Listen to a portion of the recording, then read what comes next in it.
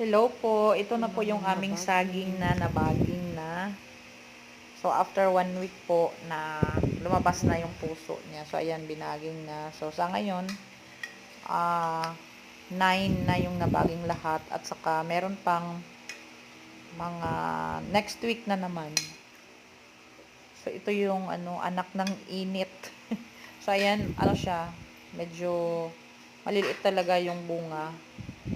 Dahil nga sa sobrang init. Pero, kakayanin pa. Kaya naghihintay na lang kami ng ulan kasi may balita na uulan mamayang hapon daw. So, yun nga. Sana. So, yan pa. Yung ibang ibabaging. Pero mamaya siguro ito. So, ayan. Thank you so much. Update na lang ako next time. Bye!